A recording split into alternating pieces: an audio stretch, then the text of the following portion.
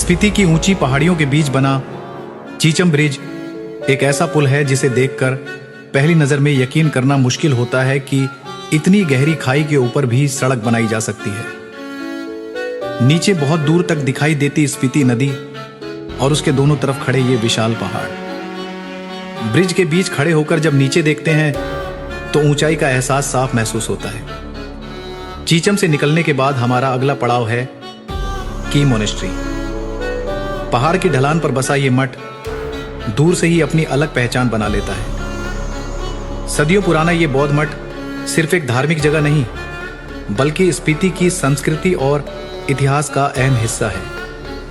तो आइए चलते हैं चीचम ब्रिज से की मोनेस्ट्री तक और जानते हैं इन दोनों की अपनी अपनी कहानी।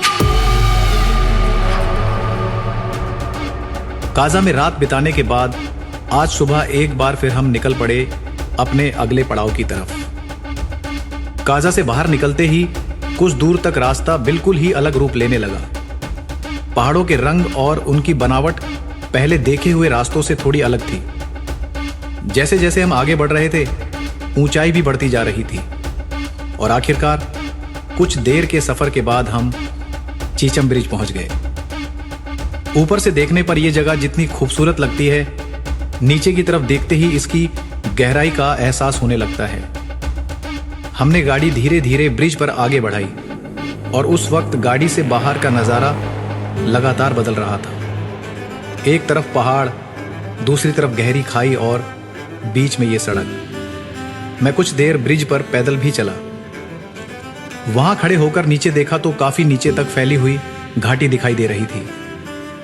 ऊंचाई का अंदाजा कैमरे में शायद उतना नहीं आता जितना उस जगह खड़े होकर महसूस होता है। और फिर मैंने ऊपर से भी चीचम ब्रिज का एक शॉट लिया। ऊपर से देखने पर पूरा ब्रिज और उसके आसपास का लैंडस्केप एक साथ दिखाई दे रहा था। वहां कुछ वक्त बिताने के बाद अब हमें आगे निकलना था।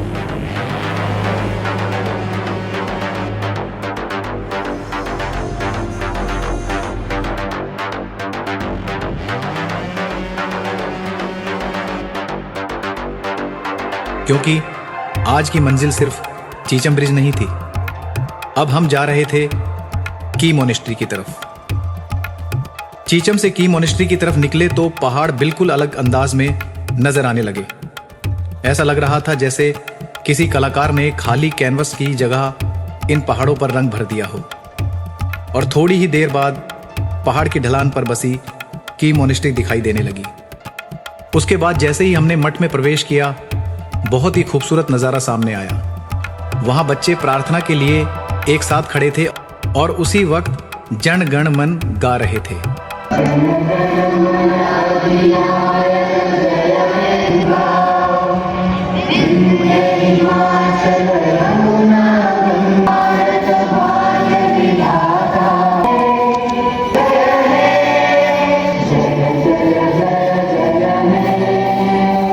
स्पीति की इन ऊंची पहाड़ियों के बीच इन छोटे छोटे बच्चों की आवाज में राष्ट्रगान सुनना, सच में ये पल उम्मीद से बिल्कुल अलग और खूबसूरत था। कुछ देर बाद उनकी परेड हुई और फिर बच्चे अपनी अपनी क्लास की तरफ चले गए। उन्हें इस तरह रोजमर्रा की जिंदगी में देखना अच्छा लगा। इसके बाद हम मठ के अंदर गए। अंदर कदम रखते ही बाहर की दुनिया से बिल्कुल अलग माहौल महसूस होने लगा। मठ के अंदर बुद्ध की प्रतिमाएं, प्रार्थना से जुड़ी चीजें और भिक्षुओं की रोजमर्रा की जिंदगी से जुड़े कई दृश्य देखने को मिले। कुछ जगहें ऐसी होती है जहां आपको बोलने की जरूरत नहीं होती, बस उस जगह की खामोशी को महसूस करना होता है। की मोनेस्ट्री के अंदर भी कुछ ऐसा ही एहसास था।